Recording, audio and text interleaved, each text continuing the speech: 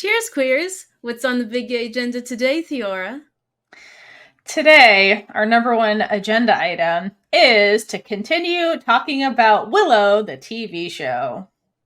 So, if you're new here, we're going to talk about Willow. This is a spoilery episode. So, if you don't want spoilers, you don't know what Willow is, you want to get a non-spoilery review, go back to our part 1 episode, listen to the beginning, and then figure out if you're going to keep going. If you're here for more Willow, thank you.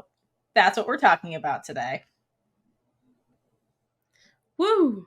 Woo! Okay, so Kaitlynn's not excited. I'm so excited. I just got distracted for a second. Yeah. I'm back. I promise. Squirrel. All right, so on to what I have to do in every episode. Try to get through this as fast as possible. If you're watching this podcast on YouTube, be sure to subscribe to every single time. Subscribe to our channel. Give this video a like and drop a comment to share your thoughts. We absolutely love hearing from you. For our podcast listeners, please download this episode and leave a review if you can. Your engagement helps us reach a broader audience and spread the joy of queer content. For even more exclusive queer content, early access to videos, and full reaction videos, join us on Patreon. Dive into discussions on our Discord channel where we enjoy connecting with all of you. Explore our merchandise at biggayenergypod.com to show your support. All links will be in the description below. Lastly, stay connected with us on all social media platforms by following @BigGayEnergyPod. Your interactions mean the world to us, and these actions contribute to our ongoing celebration of queer media and advocacy for better representation. Thank you. Yeah. So, if you want to rant about Willow too, seriously, come in our Discord. It's thriving in there. We have some friends that would love to talk to you about Willow. I feel like I should really end that with this podcast is brought to you by viewers like you. Thank you. Seriously, though, we are brought to you by our own time, energy, and your continued dedication. Thank you. Okay, so where we left off last time is basically we were about to dive into all the scenes that we just want to scream about. So that's what this episode's going to be, us screaming about scenes we love, scenes we're just like, what the fuck, all of those scenes. So, Kaitlynn, do you want to start us off? What scene do you want to rant about? Okay. It's not or necessarily things, one scene, but when I was rewatching it and really try to focus on every character, I realized something. Ooh. And it's that Airk deserved better. He did. Because right off the bat, he's portrayed as a womanizer and sleeps with a bunch of different women and doesn't even know their names, blah blah blah. And yes, he is a womanizer, and yes, he can be a little immature, but I think it's really just a part he plays. Yeah, because he's not expected to do anything. Which is weird, right? To be a prince and not expected to do anything is weird in and of itself. Yeah. And so one of the things, it really pissed me off. So he really tried to help when Kit, went off about having to marry this dude in front of everyone. Seriously. And Airk comes in when Kit's getting yelled at by her mom. And he's like, don't worry, I talked to Graydon. He's going to smooth everything over with the prince. It'll be all good. And his mom just responds and says, I think you should stick to chasing girls. He's trying to help you. Oh my God. No, he proved in that moment that he's the diplomat. What he just did is what you want in a political figure, because the mom seems to be propping Kit up to be the next ruler of Tyrosline, but Airk just showed in this moment that he's better equipped to do that, because he literally just played diplomat, where he's like, it's okay, I prevented the war, I calmed everybody down, without being asked. That's just in his nature to kind of do that. So I thought that was a big character defining thing for him, but then to have his mom and his sister both be like, fuck you, Airk, go get laid or something. I was like, what the fuck? He just prevented a war. What are you doing? Yeah, because even if he tries to have more responsibility, he just gets knocked down. he's not allowed to do anything else. I know, like it's crazy that they don't expect anything of him, fine, but then when he actually comes through, like in this moment, they just still put him down, which is so annoying. And can I talk about the scene leading up to this though? Because when Kit throws the temper tantrum in front of the king of the other kingdom and literally everybody, the bitch almost threw a knife at him and like blinded him. And then he still helps her and bails her out of the situation that she just put herself in. And Kit is still being a little child, and she's like, I didn't ask for your help. And Airk says, no, but you're going to get it anyway because I'm your brother and I love you, despite your winning personality. Which I love. But like, okay, that's who he is. Like, he's a ride or die, right? Yes. Yeah. I mean, that's what we've seen. Because apparently people don't think that he actually, like, loves any of the women. But I think between Kit and Allura, my phone autocorrected Eric to Airk. Sorry. Airk was probably not given enough attention, so he sought this, like, affection from many women and found he could use his charm to get it, which gave him this reputation, and it was easier for him to play into that than change the way that people saw him, because obviously they're always going to see him like that no matter what. Yeah, no, that's an excellent point, because we very clearly see in the scene we're talking about that, like, Airk is not getting any kind of, like, love and appreciation from his family members, despite him being a ride or die for them. So, like, yeah, that makes sense. I think that makes sense. That's a really good point, Kaitlynn. I mean, the rest of the show, I didn't really notice him as much, but that's because he was kidnapped and drugged and shit. He just, then he got possessed, I believe. So, like, yeah, he really wasn't himself after that. No, he didn't really get enough screen time to shine. But in the first episode, like, you get a really good idea of who he actually is. He gets kidnapped and we don't see him. Other thing I really love about Airk. Okay, so you mentioned he's like portrayed as a womanizer. He's also just like himself, which I think is great all the time. And his wardrobe, it's like he's slutty Airk. That's just who he is, and that's fine. Not saying that that's not okay. What I do love is that when we get possessed evil Airk, instead of being slutty, he's like super conservative looking, and so that's what I love. I love that, like, regular Airk's got cleavage constantly, and then when he's evil, it's like the complete opposite, and he's like totally covered up in his clothing.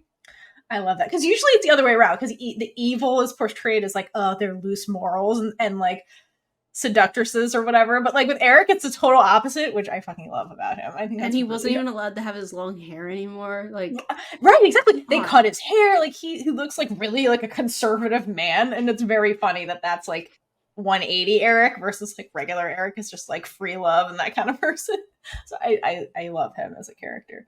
I wish we got more. Yes. Sorry. I am still getting over my cold, so I apologize if I cough and or am eating cough drops during this. We can do it. We can and we will. Okay. So speaking of like Airk, to go off that train, something I want to talk about is how like the ships are handled in this show, particularly comparing like in the beginning, like you really will start at the first episode. First episode, we have Allura and Airk. And then we have like, compare that to like Kit and Jade. Okay. Just like, let's talk about how this goes down, because this is a problem I have with like media in general, because the straights are just like making out everywhere in the show. And like Allura and Airk go from like making out in a field to engaged by the end of the first episode.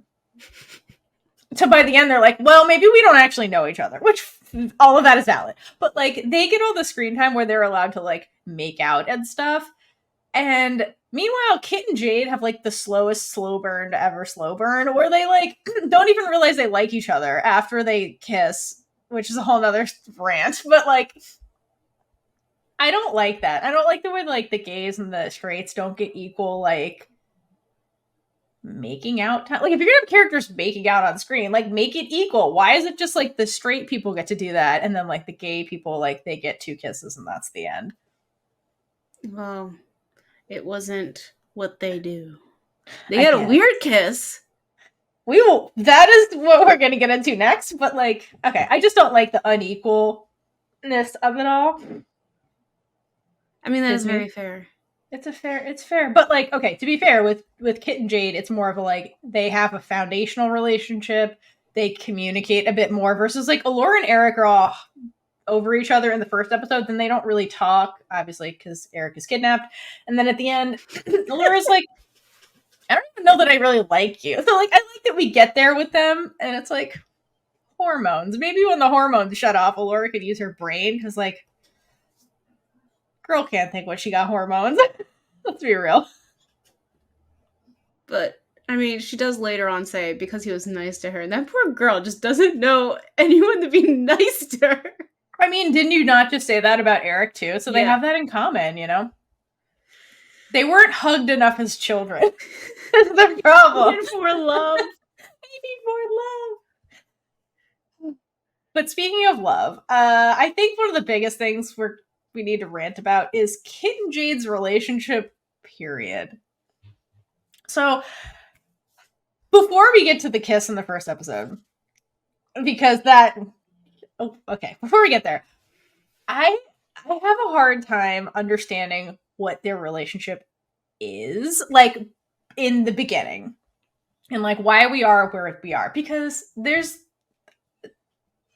okay, so I'm just like, there's issues here I have with this relationship. This is not Kit and Jade hate podcast or anything like that at all. I just have questions about their relationship because the pacing of it in the show is weird, and I just don't understand. So I was trying to figure out, like, okay, why? I've already established Jade is perfect. So why is Jade into Kit? That's what I'm trying to figure out.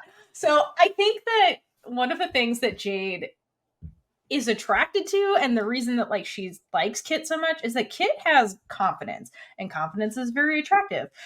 And from what we know about Jade, it seems like she's just been a very lost person most of her life, because she's basically transplanted into Tyrosline. She's not from there. She's orphaned, and so like doesn't have anything, right? So, and then to get like assigned to Kit to like basically be her like swordplay friend, and then meet her aside, just like, here, this is your person. You froze on me and I missed what you said. I just said like, it was not anything important. I just said, it's all important, Kaitlynn. It's just funny. I'm just picturing her like, here, this is your person. But like, okay, that's a whole nother thing I have with them, is the fact that there's a power imbalance here, which I'll talk about next, but I just want to finish this thought. So like, then she meets Kit, right? Who has all this confidence, right? Because Kit is literally in charge of the country. Like, she owns the place. She literally owns the place. And so I feel like that was like an alluring quality to Jade. So I think that's what kind of draws her into Kit, is that Kit has all this confidence. Kit seems to know her place in the world, and Jade doesn't. So it's kind of one of those like opposites attract kind of thing, I think, for Jade. But the problem with this is that Kit's confidence is unearned confidence, because she's a literal princess that lives in a castle, and the kingdom revolves around her. So like, she literally has everything and nothing to like worry about. She has free reign to do whatever she wants. She's well protected, and she doesn't really know what hardships are, and so kind of can't relate to Jade. The biggest hardship she has is her dad left to go on a quest that her mom sent him on, but she thinks that he abandoned her. So she has daddy issues. So like, that's her biggest thing. Did what her dad's job actually No! is. Oh my god, nobody understands jobs in this world. It's like, yes, he chose Allura over her, and oh my god, that whole thing was so stupid, because we find out her mom sent him on the quest. So like, mom sent him, is like, you need to go get this thing, and then he just never came back from getting the thing. As one Just does. getting And the thing. I'm like, your mom sent him, dude. Like, what are you freaking out about? But to be fair, that's how she perceived things growing up, and no one recognized it enough to be able to sit her down and be like, here, this is what's actually going on. Oh my Like, I god, don't yes. care if that's not actually what's happening. That is what her little brain perceived and what she grew up thinking. Totally. Nobody communicates in this family. Their family needs therapy. I said it in the first episode. The Tantaloses or whatever, they need therapy because they don't talk. Like, just talk to your mom. What? Airk is working on breaking that cycle because he and Allura had very good communication. Yes. Airk is breaking generational curses. That's who he is. Oh man, that's really good. I agree. Okay, so back to Kit. In the beginning, Kit, I don't think can really relate to Jade on a cellular level because Jade, she can't understand what Jade's been through. Like, she just can't, and she doesn't seem like she is super aware of all that stuff. Maybe not. So to me, Kit is this meme / quote from Tina Fey that I love more than anything, which is confidence is 10% hard work and 90% delusion. That's Kit in the beginning. Like, that is just who Kit is. Okay. Accurate. Okay. Real quick thing I want to shove in here before I get into, like, my next point. Can we talk about the job thing? Because I think that's so important. Like, Kit doesn't understand her dad was, like, not the king. He was a knight. And her mom is in charge. And so if mom is like, hey, technically dad's her employee, and she can be like, yo, I need you to go get this treasure. Go get it. Like, she's the queen. Like, that's her job. So you can't get mad at your dad for going on a quest. He was ordered to go on. Like, that's his job. Okay, so when they get married, though, don't, like, the other person become, like, the king? Like, does that... So, okay, so say... Okay. I don't understand royalty, so... at all. That's okay. Say we have a new kingdom, okay? This woman becomes queen. When she gets married to, let's say she's straight, and she gets married to a man, would he become king as well, or is it just a queen, and, like, there can only be one queen or a king, not both? So, like, I think it kind of depends on, like, what the rules of that particular kingdom are. I'm gonna go off of England in real life, because we had that happen, right? Where previously we had Queen Elizabeth, who was married to Prince Philip, but he was never elevated to king. He was just Prince Philip, always, because she's the one who inherited the kingdom, and, like, she's the one, like, her father was the king, blah, blah, blah, going back or whatever. So he was never elevated to king status. She was the one in charge. He was, like, prince consort or whatever, like, meaning, like, he's married to her, but she ranked above him. So in Tearsleen, it seems like that's kind of the situation here, where, like, Queen Sorsha is the one in charge. Nobody refers to Kit's dad as King Mad Mardigan. They just call him Mad Mardigan, which makes me think that he was still, like, he's, like, the queen's consort, where he's, like, you know, the husband, but he's not the king. He's not the ruler. Like, she was the ruler. There is no confirmation of this. That is not talked about. I don't know that it's in the movie because we did not watch it.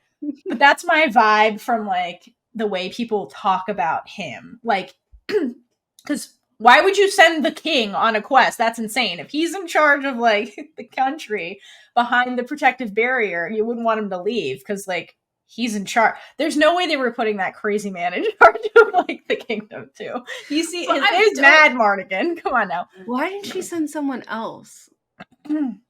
Because I think this all has to do with Allura Dannon. And that's, like, the big coveted secret. And so she had to send somebody she trusted. And, like, who do you trust more than, like, your consort, I guess? And he was there. I think he is also somebody who knows about all the Allura Dannon stuff that she's hiding in the castle. So, like, I think that's why he had to go. She has no problem sending her own family onto dangerous missions. I mean, she's Correct. Like, yeah, Kit, you have to go. You have to be the one. Oh my god, I love when she sends Kit. She's like, fuck it, whatever. It's basically mom's vibe. And Kit's like, was ready to fight her over this, and she's like, fuck it, just go. Get out of my She's sight. Like, this girl needs to grow up. Get out of here. Yeah. Figure out life. She needs a journey. Like, have your gay awakening. I don't care. Just get out of here. Oh my gosh. Oh my god. But okay, so back to not understanding jobs. One problem I have with Kit and Jade in general is that there is an inherent power imbalance with the two of them. Because Kit is the princess, so like in this government structure, Kit is like second in line to rule everything. And in a monarchy, the ruler literally rules over everybody in the kingdom that is not a royal member on their level or above. Anybody else, like they rule over you. Like they are your employer in this scenario. So how do Jade and Kit meet? Mama Tantalos, the person in charge of everyone, assigns Jade and is like, okay, little employee, go play with my daughter. Like, she gets assigned because Jade is not, if Jade was like royalty, like she actually is, and they're playing, it's different. They're on equal footing. They are not on equal footing at the beginning. Jade is an employee of the crown and gets assigned to the little crown to make sure she doesn't die. Crown. I'm sorry, every word that comes out of your mouth is hilarious to me right now. Good, I'll keep this crazy train rolling. Just go with me on this, okay? Come on the journey. Okay, so that's where we're at. And then it's like, okay. So then when they kiss, like, and it's Kit initiating stuff, that's weird because it's like your employer is like what is Jade supposed to do in that scenario? Like it's your employer, and this they should go to HR for that. Is what I'm saying. Like if there was HR in a monarchy, which there is not, because that's not how that works. But there's nobody understands. And then when Kit later is like, "Wow, you were assigned," I was like, "Girl, what did you think?" Of course, she was assigned. She's an orphaned peasant. Come on now. But also, so like, how did you find her? Like, did you didn't go to school, right?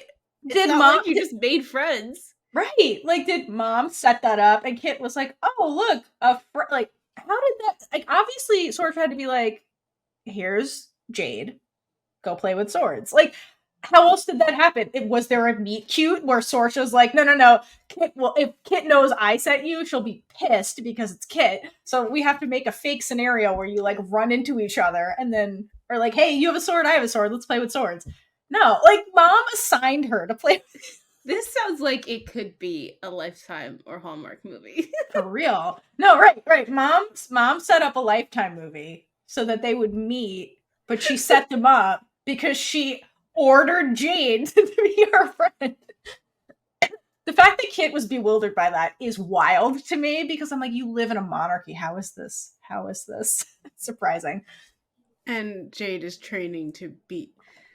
Well, she's not in the beginning. I think she's just like, I'm good at this. And then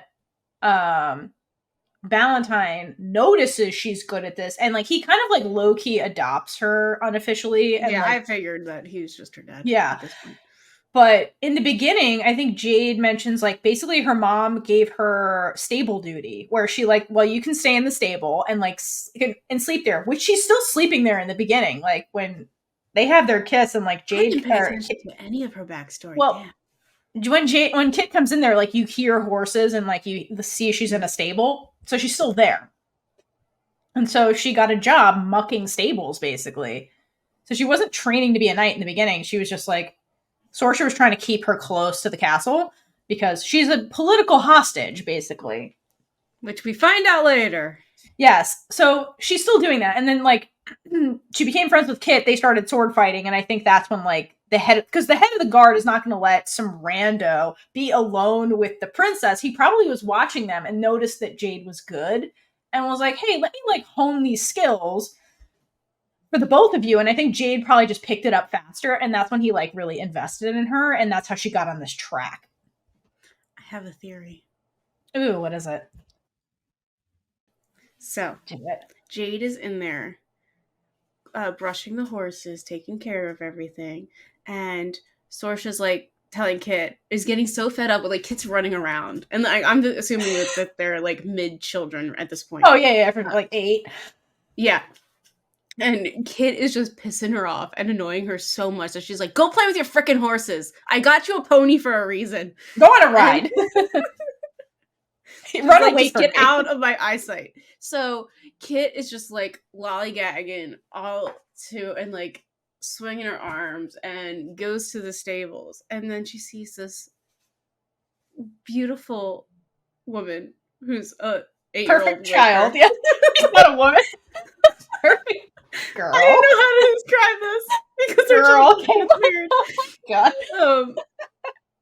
And she sees her and she's like, ooh, what is this? What are is you?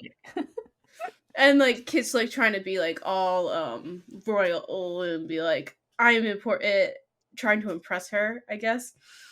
And Jade at first is like timid, but then Kit like brings her out of her shell a little bit. Yep. And then eventually Jade starts like showing Kit around and like how to do things, but like Kit's really sucky at all of it because she doesn't know any responsibility whatsoever. And then Jade is like, well, Kit was like, let's be friends. We're friends now. Yeah, Jade had no choice. It's not let's be, it's we're friends now. We're friends now. And so then Kit never went away, and Jade was forced with this new little friend, and it was happily ever after. I guess. That's as far as my brain got when you were talking. That's an amazing cleat. That was a cleat cute. An amazing cleat cute. Coming soon to a podcast near you. Actually, it comes out first. It doesn't matter. It will come out way first. All right. No, that was amazing. I think that tracks. It's something like that. And the mom was like, thank God. Thanks God for Jade. Okay. So, going on their relationship journey with Kit and Jade. So in the first episode, after Kit gets back from training with Jade, she has this conversation with her mom where Sorsha is scolding Kit and Airk for abdicating their responsibilities. This is before the one we were talking about earlier where like Kit throws the fit. It's just like in the beginning where they come home and like Eric's like, I wasn't making out with women in fields. And mom's like, and she's like, get a bath, both of you. I laid out your clothes. There's like grass in your mane of hair. Get out of here. So yeah, so she's scolding them. She's like, neither of you take your responsibility seriously. And something that I thought that was important to note in this conversation is where Sorsha tells Kit her gown is waiting for her in her room for the ball that's about to happen. And Kit's like, you're picking out my clothes? What am I, 6? And mom says, well, I shouldn't have to, but when you neglect your responsibilities for your hobbies, you give me no choice. And this line, along with Kit and Jade's conversation about always wanting to go on very far adventures, leads me to believe that Kit is not the type of person to honor duty for duty's sake the way Jade does. Because Jade is somebody who takes responsibilities incredibly seriously. So it's like another way that they're super, super, super different. And I wonder if like Kit maybe on some level kind of admires that about Jade, and Jade potentially admires like Kit's free spirit a little bit. But do you think Kit's thinking about anything about how Jade actually is, though? Because no. I don't think she knows her. I don't think she does. I don't get that vibe, truly. I think Jade has like just conformed like when she's with her to Kit. So yes. Kit's basically in love with herself. And Jade's there. And because she's there, and she has like, there's no one else around her. Yeah. So like, I don't. I get that's the thing. I'm having a hard time, and you are too, with understanding what their relationship is because it seems very, very one-sided. Mm-hmm. And I wonder if like it's an association thing because like mom said, she's like, Kit, you drop everything for your hobby, and her hobby seems to be hanging out with Jade and like sword fighting. So I wonder if it's like that's what Kit likes because Jade is an escape from the duty of the crown that Kit does not want because she doesn't want duties or responsibilities really, or the ones that are being like handed to her by birth. So I wonder if like Jade is the escape, Jade is the adventure, and like that's what Kit is into. Like I said, Jade is perfect, so I understand why she likes her, but like Jade is perfect. Can you tell who Theora likes? I love Jade, but like I'm having trouble seeing things from Kit's point of view, because Kit's point of view is very like egotistical, like you're saying. And it's a product of who she is, because she's a fucking princess, and like so of course she's going to be egotistical and very self-centered in her viewpoint, because she's raised to be that way. Like that's why monarchies are so fucked up and they're not efficient forms of government, because you get egotistical maniacs because of how they're raised in this government hierarchy. So like I get that, but I'm having a hard time seeing the relationship. I just want to point out that obviously we will never know what's going on through Kit's head, because we will never be royals. Totally. But like understand Jade more. So I think that like helps us. Yes, but also like the show doesn't show me is my problem. It doesn't really show me why Kit likes Jade in the beginning. It really doesn't. I can I see it from Jade a lot more in the show. I'm having a hard time understanding Kit's point of view here. It's very hard because Jade's really not her own person until we get to Wildwood. But even even the dialogue from Jade makes it very clear that Jade knows Kit extremely well, because she says things like when Kit's running away and Jade's like, "This is what you always do." Like I already know what you're going to do before you do it, because I just know you so well. There's a lot of dialogue like that, but I don't get it from Kit. So that's why I'm having a hard time understanding like the Kit point of view here. It's not about I can put myself in her position as like a monarch, and I understand based on how this works, like why she's more self-centered, but like I don't understand why she likes Jade, like truly on a cellular level, because it's not explained in the show and she doesn't really express it. It's not in her dialogue. So like it doesn't come through. Yeah. And we don't get extra seasons, and we don't get the prequel that I want that explains this. So I struggle with it. That's Someone all. Send us a fan fiction that will help us make sense of it all. Yes, please do. I from Kit's point of view, it'd be really good. Jade, I get. And if you want to write the stable thing, send it to us. Yeah. Okay. Still waiting.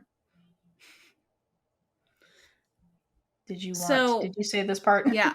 Okay. No, I'm going to. Good. Okay. Go.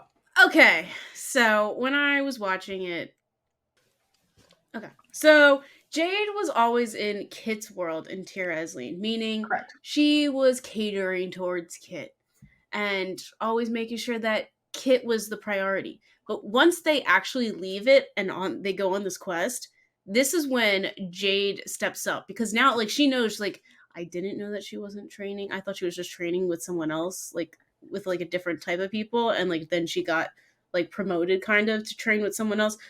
Anyway, so she like knows that she wants to be a knight, and so she is like taking her role, her responsibility seriously. Yes. Something like that. Yeah, definitely. Words, whatever. You got it. So when they went on the journey, that was Jade's world, and now Kit is finally able to see Jade, because like as we said, she doesn't know Jade, because Jade hid who she was when she was with Kit, because she even let Kit win all the time. Yeah. So Kit wouldn't... I guarantee Jade probably won like the first time, and then Kit like threw this biggest temper tantrum because they were 8. And I mean, she'd still do it now, but anyway. And Jade's like, well, don't want to deal with that again. Well, because Jade's like, I can't get fired. Like, again, she's your employee. Like, don't forget that. But, and when Kit was still acting like she was in Tir Esleen, I mean, like, she literally went around telling everybody who she was, as if it mattered out there. Oh my God. It just will make you get killed at this point. So, Jade had to finally put her foot down and stop treating Kit like the princess, because, you know, she was one there. She's out here in the real world, it means nothing. And I'm proud of Jade for actually doing that, because Kit needed it. Yeah, no, for real. Like, she really, really did. Because it's ironic, though, because Kit does not take that well when it happens, but, like, the ironic part is, like, that's what Kit says she wants. Like, she tells mom, she's like, no, I don't want the crown. Like, I want to go on adventures. And like, okay, but going on adventures means giving up the privilege that comes with the crown. And so, like, when it comes to that point, and Jade's the one who's like, you need to shirk off the privilege because we're the fucking woods now and we could die at any moment. Like, for real, you need to stop it. Kit does not handle that well. So, like, what does Kit want? It's growing pains. I know it is, but so. Okay. She's touchable out there, and she's not used to it. Well, it's like she's learning to walk for the first time, you know, in the real world. It's literally what's happening. And I'm glad that Jade's like, I'm just gonna push you. Walk. And to be fair, Kit does. Like, she does. Takes her a minute, but she gets there. Something else that pissed me off a lot is Kit's reaction to Jade's news about becoming a knight in training. I mean, that was annoying in every sense. Okay, so let's get into this. Okay, so this happens at the ball in the first episode. A lot happens in the first episode, and then, like, weird nothing happens with them. So the first episode, Jade the whole time is really struggling to tell Kit, because she got this big, amazing opportunity. First, she's a marvel. She's amazing, and then, like, is having a hard time telling Kit about it. And she's the first woman ever to get accepted into basically night college. And she confides to her mentor at the beginning of the ball, and Valentine's like, listen, if she's your friend, like you say she is, she will be happy for you. And Jade responds, Kit will think I'm abandoning her. Like, I hate that that's Jade's response, because, again, she knows Kit so well. She's like, no, Kit's not going to be happy for me. Kit's going to make my news about her, which... That's why I have a really hard time understanding their relationship from Kit's point of view, because of things like this that Jade says. So, time passes, they start dancing in the middle of the ball. And this is because apparently that's okay. That's normal. No one sees anything. Like, they could be more... I mean, yeah, I get friends can dance together, but, like, I have a hard time believing that no one... They spend the whole time staring at each other. Like... Okay. I mean, you would think that she would try to dance with the person that she's going to be marrying the day after this. You have to understand, too, that Sorsha would force her to do it. Correct. I would imagine Sorsha, and I would think there's some kind of, like, ceremony rule where, like, those two dance together. Who knows? Maybe this is, like, we've passed that and we just didn't see it, which is fine. So anyway, Kit and Jade are dancing, like the gal pals they are. And Kit's, like, talking about the marriage. And she's like, listen, this sucks, but I'm cool with this marriage thing as long as it means that you and me, Jade, can still go on our adventures and, like, keep sword fighting. And basically Kit's saying, like, I'll take the man because politically I have to, as long as nothing changes with us.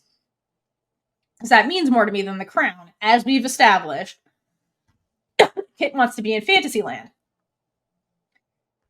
And poor Jade, like, is like, well, about that, and can, like, barely look her in the eye when she tells her the truth that, like, hey, I won't be here. I'm leaving tomorrow to go to night school. So that's changing because it's a huge night school.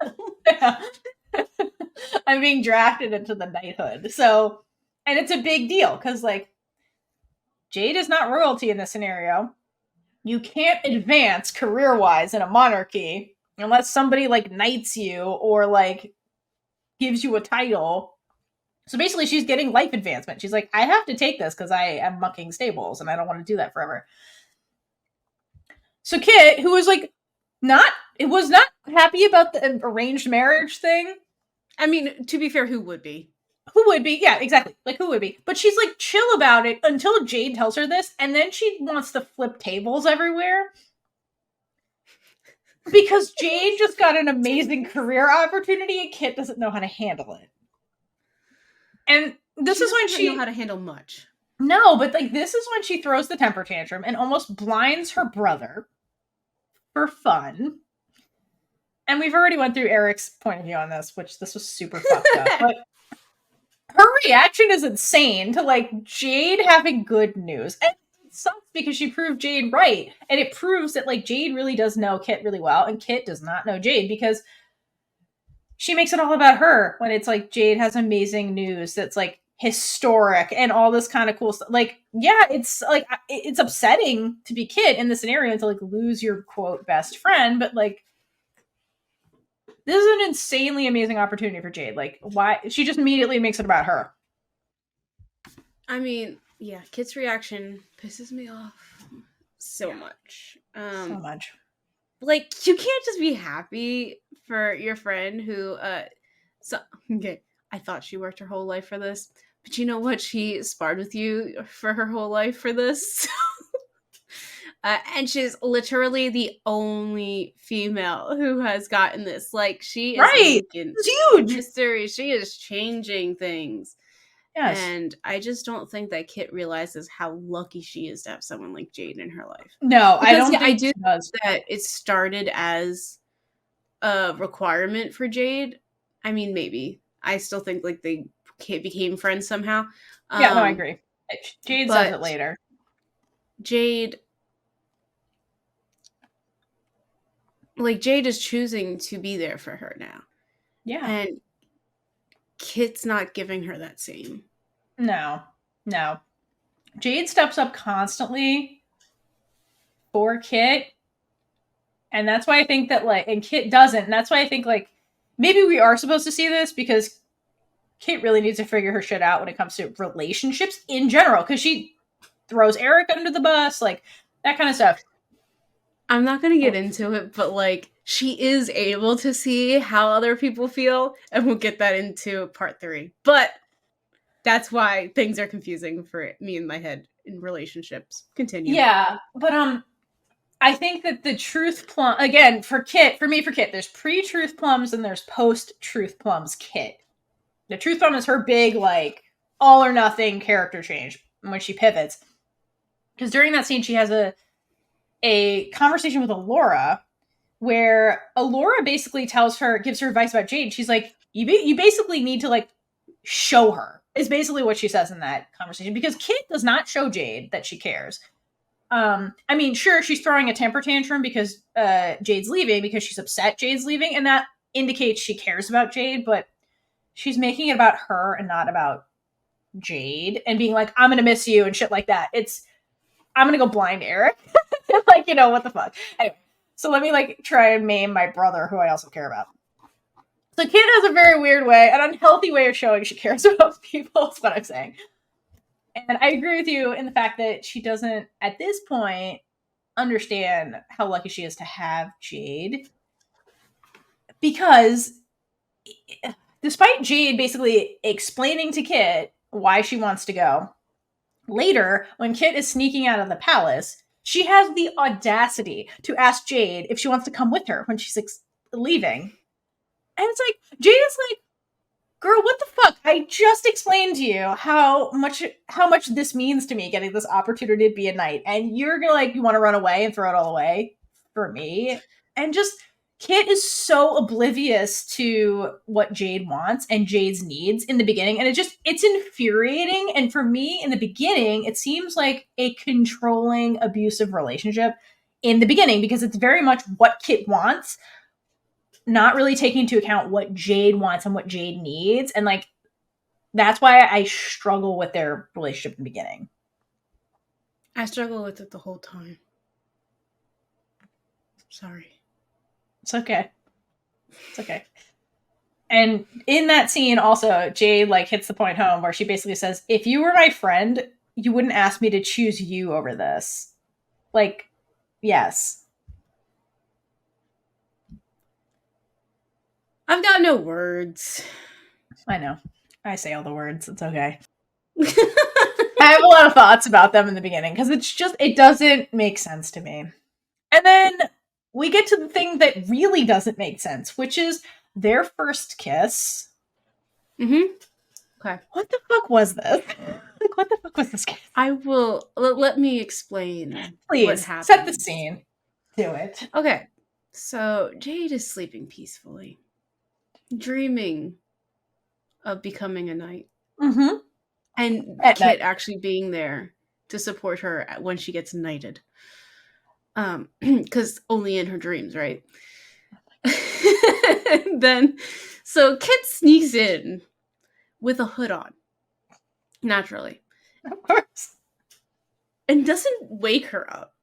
She like jumps on her He and immediately straddles puts her her. hand over Jade's mouth and pins her arms down.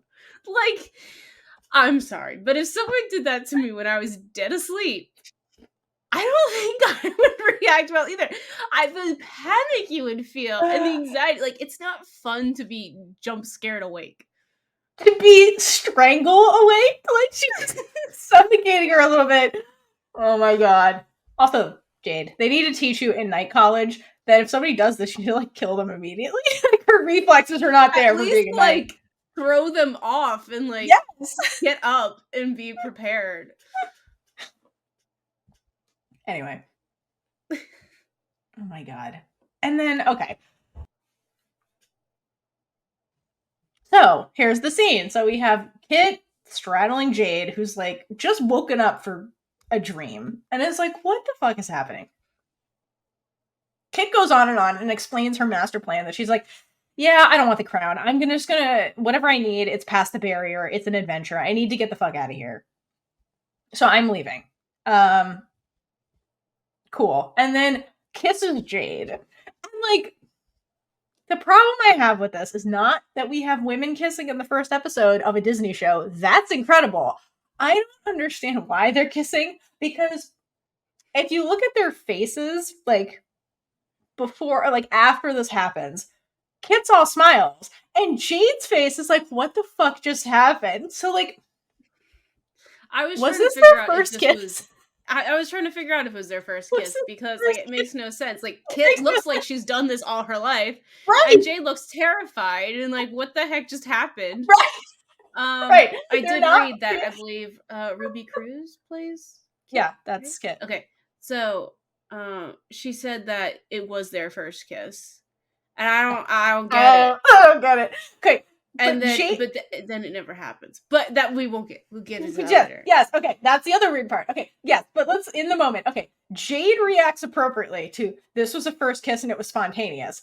Kit does not react that way. Kit reacts like, I've been kissing you since we were 8 years old. So it's very weird that their reactions are so different. So again, it gives me, like, my employer kissed me, what do I do vibes. That's what I get from Jade. Because, like, stop saying employer. That's what's happening here. And it's weird.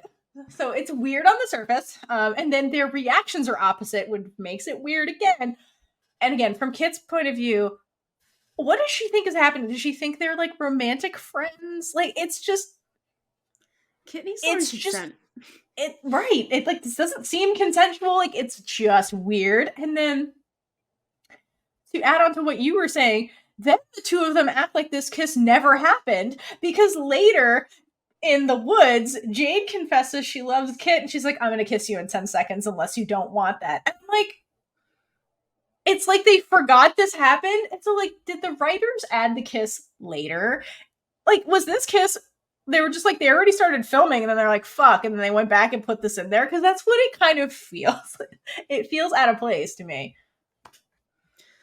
Maybe it's to signify how out of place Jade feels in the kingdom. Yeah, it's just weird. It's weird that it happened. It's weird that their reactions were polar opposite, and then they forget it happened.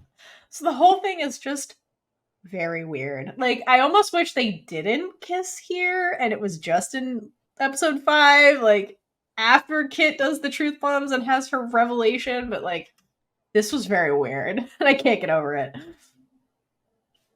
I mean, like, Jade was just trying to sleep, Kaitlynn. She was just trying to sleep. Like, was Kit drunk from the party? I just don't understand her motivation here. At least Jade later is like, I'm asking for consent.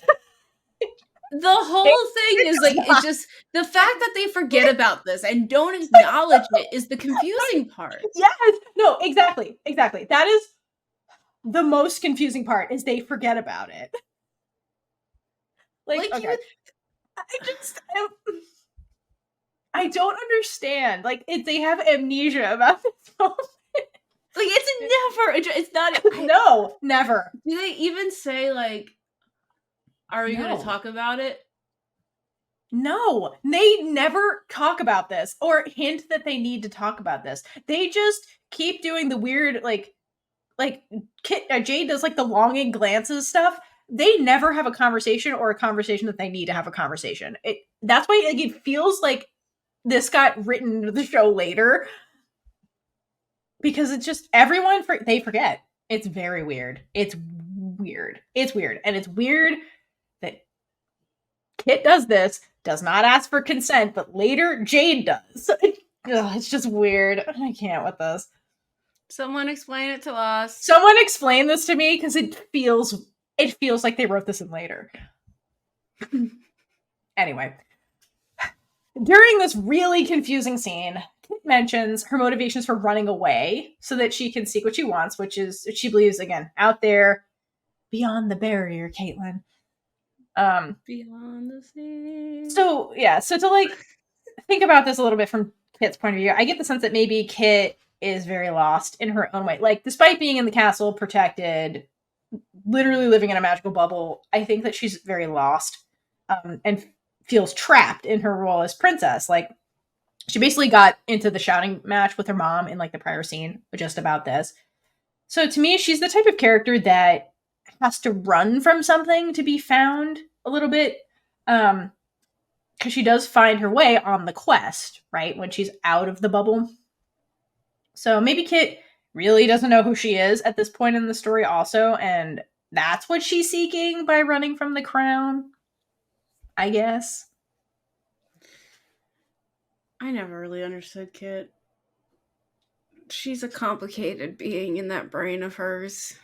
She is. I'm just trying to suss out Kit a little bit.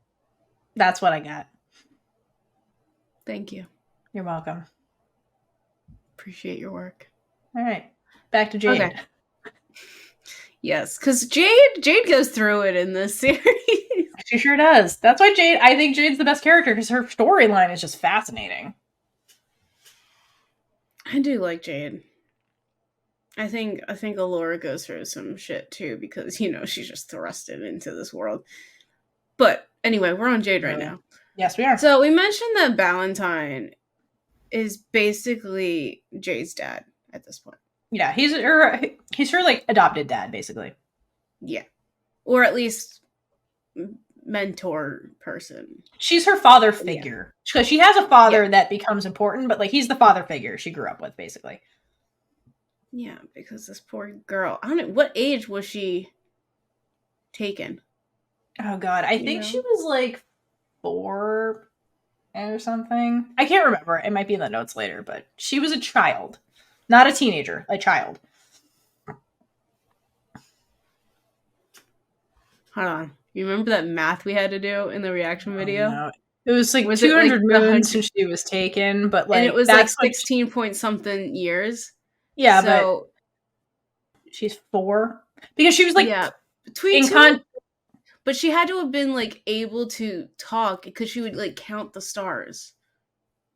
But also, like, she's in, I think, 4 because she was that age where she could form memories, but not really good ones. Mm-hmm. Because she doesn't really remember what happened when they got to, like, the Tirazleen border. And, like, she doesn't remember her mom being, like, why her mom was killed. She doesn't remember about the dad. So, like, she knew enough to know stuff, but couldn't really form memories, which is, like, 3 to 5 years old is kind of when humans start forming memories. So I would assume she's around that age. Because she doesn't remember her sister. She doesn't remember a lot of that stuff. So she's too young at that point. So I think, like, 3 to 4, 4 to 5, somewhere in that age range. Sounds good. Okay. Yep. So while the other people are on this quest, Sorsha figures out that Allura tagged along without anyone else knowing, because that tracks. That tracks. And she's like, Valentine, you gotta go find her. This girl's really important to me. Why is this random baker? Girl, he tries to ask, and she's like, that's above your pay grade, bitch. Go get her. Because I'm your employer, and I'm telling you to go do this. And he's like, all right, whatever. I'm a knight. I'm going to do what you say. But when they had that whole thing when Airk was taken... The Gale. Whatever the dude is who's part of the Gales, I can't remember. It doesn't matter. Was one the of the lick, Gales. The lick, the leech, the lick, what? The Scrooge? It doesn't matter. Scrooge the Scourge. I think that is that Scrooge makes poison staff. Poisons anyway, Valentine. Yes. Valentine got the thingy with the thingy skewered. And then in the thingy. Okay? And so now he's possessed.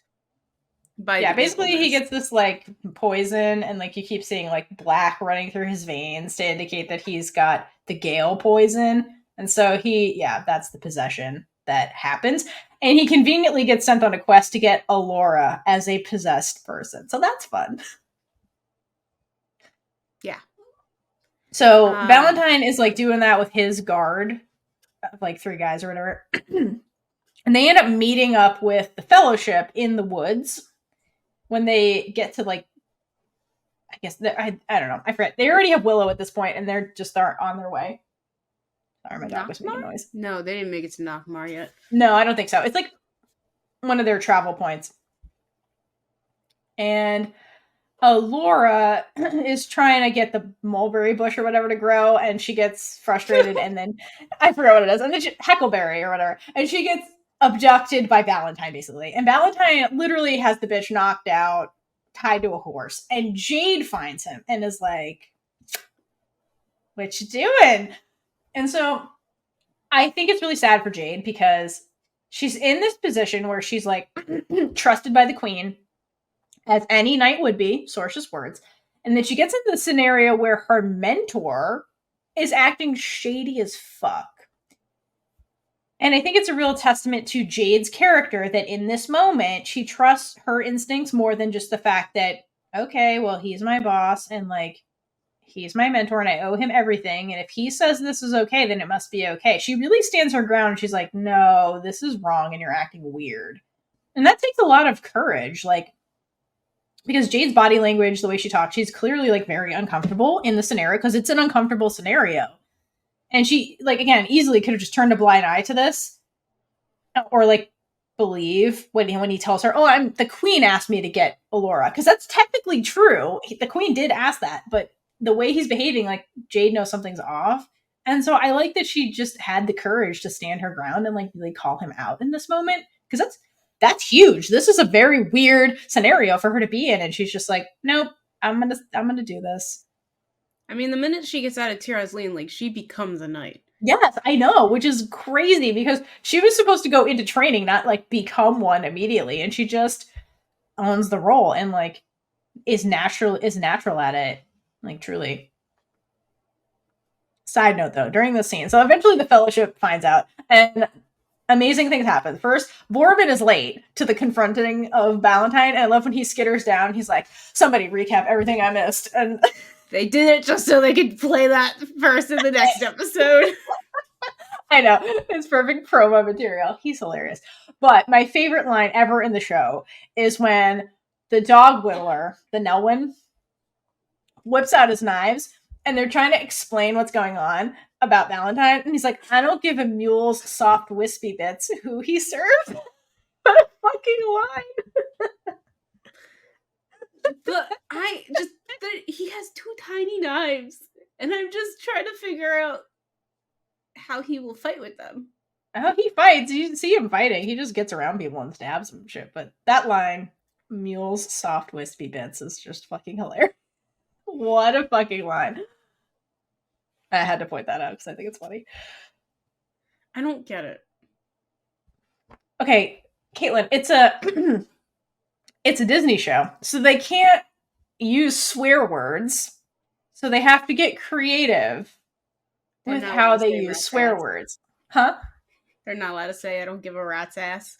Yeah, or like, I don't give a donkey's genitalia who he serves. That's what he's saying, but he's saying it in like a kid-friendly way, so it's fucking funny. Like, kudos to the writer that wrote that. I think that's a creative way to write that.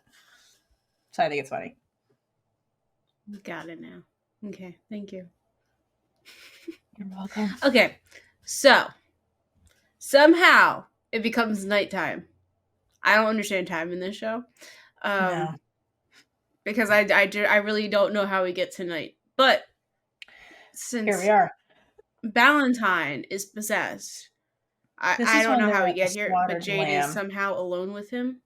No, it's because basically, okay, so then they get, this is on the same episode, I think, they get to the Slaughtered Lamb Inn or whatever, and Valentine and crew get there with Allura, and then, like, all the Fellowship kind of converge, like, Kit and Boorman and everybody else get here, and then they're all fighting, and everybody's occupied fighting other people. Valentine and Jade, immediately start fighting each other, and so that's kind of how they're alone. Got it. It's really dark. Yes, this show is the worst when it comes to nighttime scenes. We have ranted about this, but like you can't fucking see anything, and it's awful. I hate it. Anyway, but that's what happened. So in case you didn't know, that was Jade and Valentine. Yes. Okay. So something that I did like is that before... Okay, so since Valentine was possessed, Jade is forced to kill him, basically. Yeah, because they can't unpossess him, basically. So he's aware. This scenario sucks. He can't get unpossessed, and he knows this. So he does the honorable thing and asks Jade to be the one to, like, put him out of his misery so he doesn't, like, harm anybody, basically. But why couldn't they do that? Did they not know that they could do that? Because they do it with Greyonce later. So did they just not try? I think he's too far gone because Greyonce mentions they eat away at exactly. The longer you're possessed, the harder it is to, like, get the corrosion out. So I think he's too far gone, and like Valentine, like during the scene, is very much struggling to stay conscious. So I think he's too far gone because like days pass where he's possessed versus Greyonce is like an hour. And I think Willow mentions it in the castle. He's like, well, there's going to come a point where he's too far gone, and I think that he's too far gone is the problem. Okay. That makes sense then. Mm-hmm. Okay, so Valentine... Also, Willow's still doing the thing at this point where he's like, I can't do magic, I can do magic. So, like, I fucking hate him. Like, so who knows? Maybe Willow will be like, I can't do it. And then 10 minutes later, he's like, look, I'm doing it. Because he does that a lot. And it's annoying. So. He's like, oh, shoot, I can do it. I just didn't know. Or there's just a coincidence that looks like I was able to do it. I did it, guys. Yeah, the worst. Anyway. Okay. So Valentine fought back this evil long enough to tell Jade, I am so proud of you, Jade. Training you, raising you has been the best thing I ever did. And so she was being trained this whole time. Yeah, he was training her to get into knighthood. Yeah. But like knighthood's a process. You don't just become one immediately. She would have to become a squire and like go through training. Yeah.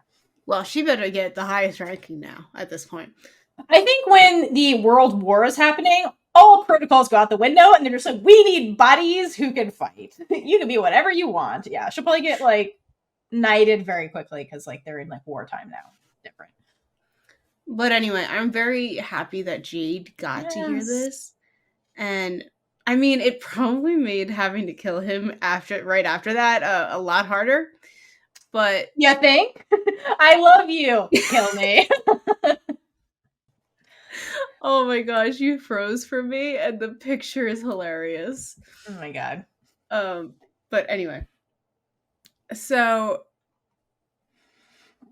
because, like, he's the one who loved her more than anyone. And we've already established that Kit doesn't actually understand her. Sorry. And so... like, she has to say goodbye to, like, the one person who truly got who she was. And it's really sad, but she got to know how important that she was to him before it happened. And I think she needed to know that she is important. And it's a huge turning point for her because it makes her question, like, I thought I wanted to be a knight and I hate it so far. Like, she says that to Boorman later. And...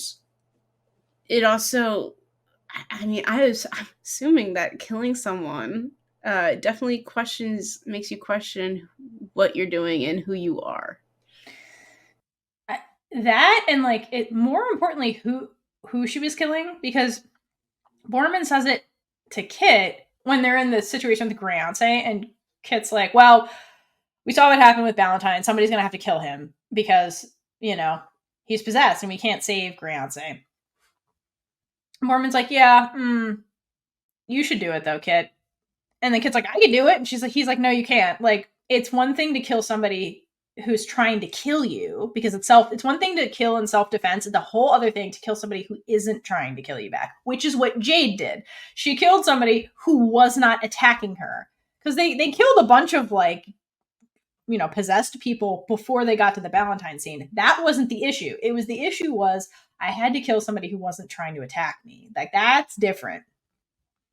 And also for Jade, that's her father figure. Like, this is somebody who grew up as an orphan, and then she has to kill her, like, adopted dad, basically.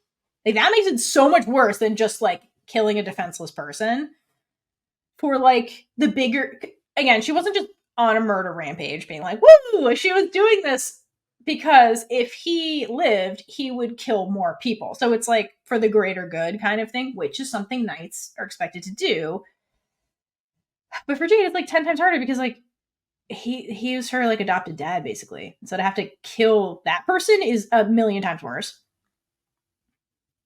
I agree with you that this is a turning point for Jade, and I think it's a symbolic moment where Jade goes from apprentice to the master, because she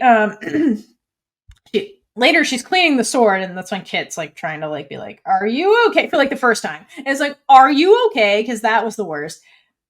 And for me, it's almost like a from death, new life is born kind of metaphor. The whole symbolism with Jade in this moment of, like, killing him and then cleaning the sword, like, getting ready to, like, become the knight herself. And this is, like, one of the first moments where Kit puts herself in Jade's shoes, actually, and is like, he tries to, like, she asks her, are you okay? And, like, tries to keep the conversation going, but, like, Boorman gets in the way, and, like, they have to, like, go in the castle or whatever. But poor Jade, like, looks like she's just, like, isolated with this grief and, like, has no time to process it because they just have to keep going, and it just, what a thing to have to do and just, like, quickly move on from, like, literally, like, Jade's a very strong person is what I'm getting at. I feel for Jade. This poor girl is on a quest to find herself. She goes through trials. She goes through trials in this adventure. I thought you were going to say trauma, and I agree with that. Also trauma. The trials comes with trauma. For sure. Trials and tribulations, isn't that something that goes together? Yeah, exactly. That's exactly what this is. That's what her adventure is, basically. But something that I love that comes out of this is her becoming closer with Boorman. Yes, this was and cool. This is one of the first times that we see, like, Boorman sees everything. I think we've mentioned that before. And Absolutely. He just sees who people are.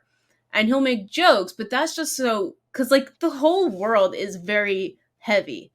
And so I feel like he's just making jokes to keep the mood lighter because that's what you need, or else everyone's going to become freaking depressed.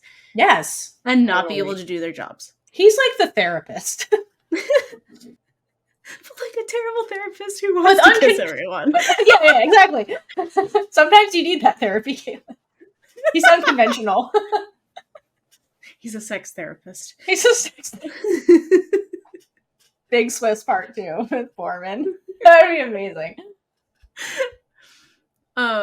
But he helps Jade with her grief, and he encourages her to keep going and not stop just because of, like, this one thing.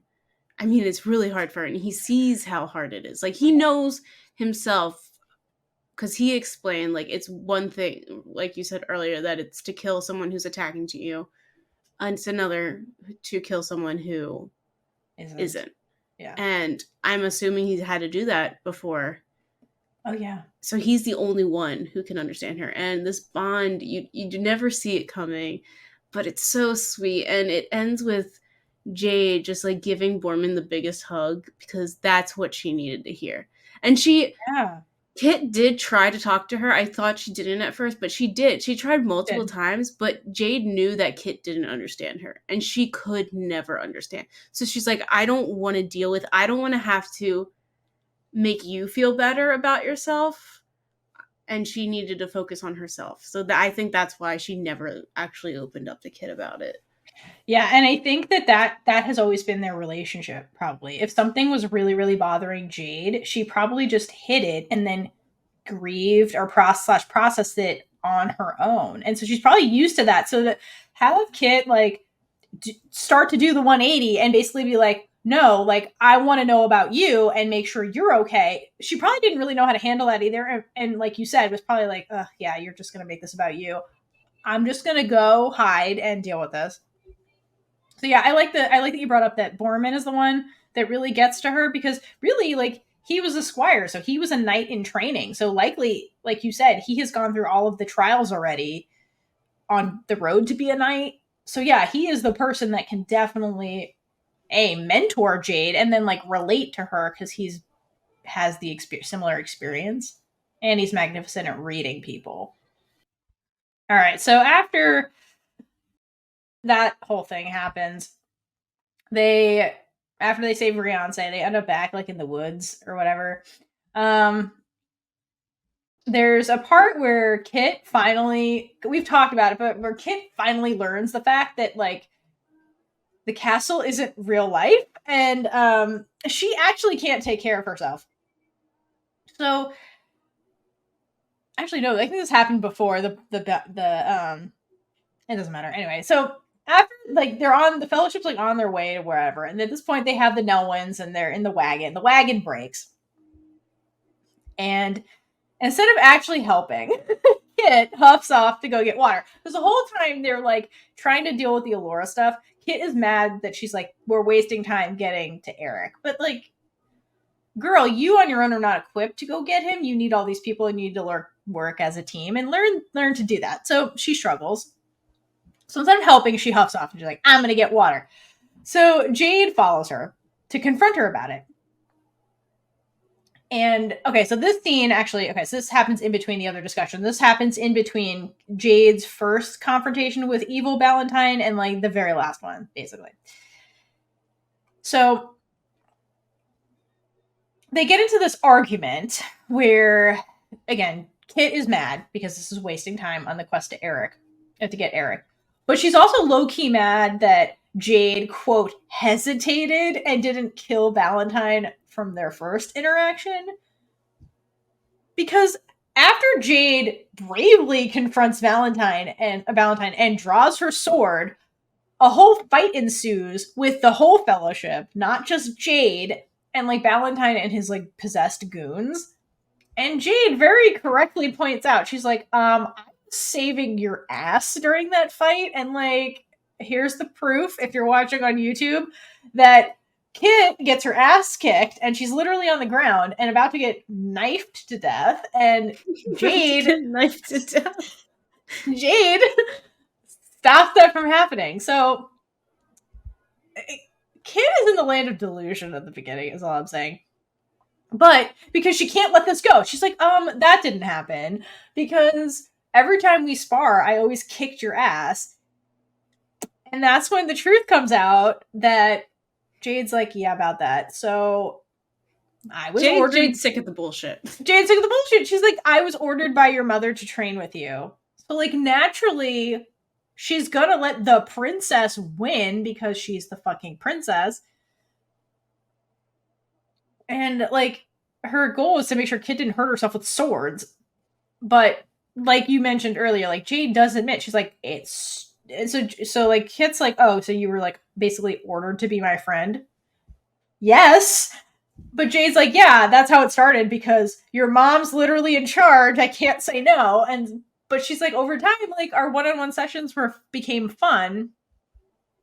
But she's like, and that's all it was. Like, it was a game, basically, is what Jade's trying to get at in this conversation. This wasn't real life. Like, I never thought you would actually be in a real life fight or death. Like, we were always behind the barrier just playing. Like, this is not a game anymore. This is real.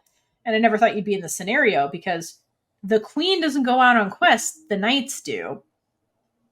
But Kit, for some reason, cannot comprehend anything that Jade is saying. And I think a lot of it is just like her ego is being bruised pretty harshly for like probably the first time. And she cannot just deal with any of this. So she does what she does, which is running away to like go process it. And that's when she tries to leave with Boorman one-on-one and just get the fuck out of there.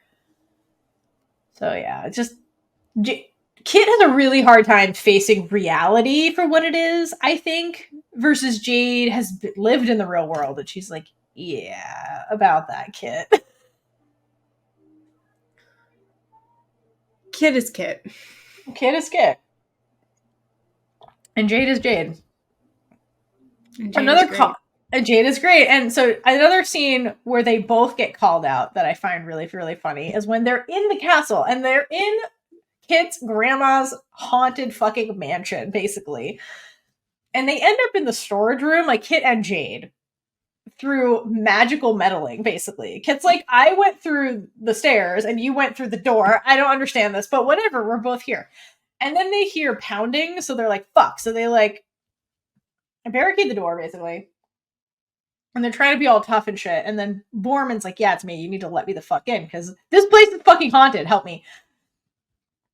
So Jade and Kit think it's a really good idea to like press their bodies together to help barricade the door, because lesbians. And this is lesbian logic. And they're like, well, how do we know you're the real Boorman? Because this place is fucking haunted. So valid question. And Boorman's like, I don't know, it's me. Like, I'm charming. Don't you love me? And they're like, no, tell us something only Boorman would know, because we have to figure out it's you. And he's like, okay, you two want to bang, basically. And like, they cut to Jade's face, and that says it all. Because, again, all we know from this point is that Jade's into Kit. And I like that they break apart, and they try to play it off, and Jade's like, no, we don't. And Kit's like, yeah, not at all. She's not hot. Whatever, Boorman. I did not kiss her in the stable. I didn't that. Already I have kiss no recollection of that whatsoever. Exactly. Again, we've forgotten we've already kissed. Boorman, unfortunately, like, doesn't respond to any of this to call them out further, which would be amazing. Because he's, like, freaked out that the Lux was stolen at this point. He thinks they did it. He's, like, getting paranoia from the mansion, basically. And he tries advancing on Kit. And then Jade does the most gentlewoman thing ever, where she basically, like, threatens him with the sword, and she's like, please remove your grubby hands from my princess, which Jade is swoon-worthy. That's all I'm saying. This is why. I understand why Kit is into Jade. Exactly. Not the princess. Not the princess. Exactly. I get why Kit likes Jade, is what I'm saying. There's lots of evidence. The other way, I'm having a hard time in the beginning. You know who also is having a hard time with that? Alora. Oh my god. Speaking of who's having a hard time. Alora. So, oh my god. We get a scene in, like, the next episode, I believe, when they go to the Wildwood and they get captured by the Bone Reavers because they are sitting around in a circle with grass over them, ready to just go, waiting for their prey to come into the middle of the circle and sit there and gossip. And they listen to them talk for a while. Oh yeah. So they know everything that's going on. So Alora's like, love is so powerful, and that's why I know we'll save Airk. Like, love will save all, apparently. Love conquers all. And this pisses Kit off. But let's be real. What doesn't piss Kit off? Kit doesn't know what love is, so she's struggling with this one. I think a leaf could blow past her at the wrong angle and she would get angry. She's on edge, man. And, like, I like Kit. Kit originally wanted to save her brother. She still does, but she does. She gets pissed off because she doesn't think that Alora knows her brother. First of all, Kit, you don't know your brother. I know. Okay. Nobody knows Airk. Kit, you don't know anyone. You only know yourself. And let's be real, that's changing as well. So yes. Kit is like, oh, you barely know Airk. Meanwhile, Jade is trapped and she's okay. So this is everything that Kit says. Yes, this is the line. And meanwhile, Jade is trapped and she's and then stops. And I'm like, okay, what is she, Kit? Yeah, do tell us. We don't know. What do you think she is? I need to know because your behavior is very strange. But the faces they both make in this interaction make it like 1,000 times better, because when Kit stops and says she's like so distraught, like, I don't know where to go. Neither do we, Kit. But like, and Alora's just like, yeah, like, I know. Like, we all know. Say it? You gonna say it? Come on. And then Alora's like, ugh, this stupid girl is never gonna get it after Kit says that they are friends. And she goes into this whole monologue saying, come on, you see the way she looks at you, protects you, frets over you, came with us because of you. We pretend not to know, sometimes even convince ourselves we don't know, but deep down, we know. I feel sorry for her, for loving someone who can't love her back. See, Alora sees everything that's going on. I think everyone sees what's going on. Let's be real.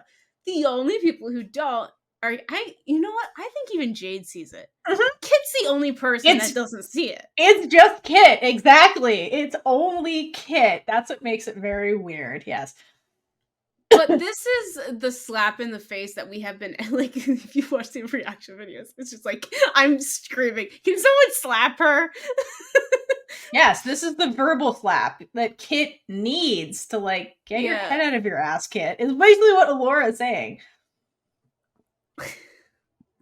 Like, girl, just look in front of you. I know that you forgot that you kissed in the first episode, but that's not a typical gal pal thing. I know. Is Kit, that's why I'm like, does Kit think they're gal pals and she's doing the thing like, yeah, we make out sometimes. That's what friends do. And it's like, Kit, what, girl, what? Now, this doesn't pertain to this, but it is in the scene. So, Alora helps them escape from whatever they're trapped in. Yeah. So, she has the wand. I guess they call it a splinter. The splinter. It's weird. Well, because it's a splinter. It's a piece of a very big tree, so that's why he called it a splinter. It's a magical stick. Correct. Okay. And she tries to use it and it doesn't work. And then she hits it and then blows on it. And then all of a sudden it works and there's a huge explosion. I love it. It's like a video game cartridge back in the day where you're like, it's not working. Let me blow on it, slap it around. Okay. The fact that is what needed to be done, though, is hilarious. I think she says something too, like abracadabra or something random, and then also abracadabra, but something along those lines. Where it was like a word that we've never heard her say before, and just Oh, Laura. Yeah, her getting into her magic is amazing. I can't wait to talk more about that because she's fascinating. Yeah.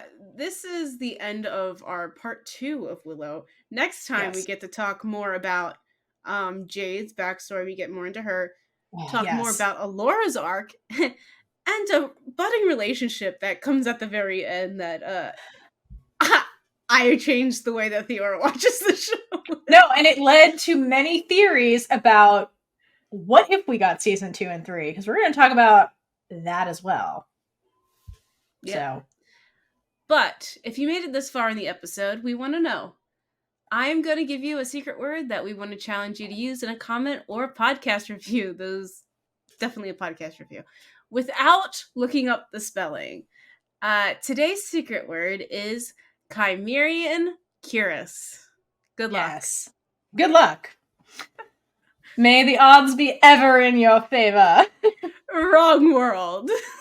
You know what? It's Hunger Games is always the right world. Let's be real. No, what is the thing that Willow is trying to teach Alora to say? You remember that better than I do. Tuatha Athrakmora Huasa. That should be the secret word. The last one. That's bonus points for that word. Words. Anyway, thank you for joining us on our Willow journey. we'll probably be wrapping up in the next episode all the things Kaitlynn just enticed you with. So until next time, hydrate for lesbian Jesus. And gay it up all over the place. Bye. We definitely will be in the next episode. Oh, for sure. No, we will gay it up in places you didn't even know. So check that out. All right. Bye. Bye. And with that, we've been Big Gay Energy. If you like this episode, check out all our other episodes right here on YouTube. Please like, leave a comment below, and subscribe for more amazing super gay content.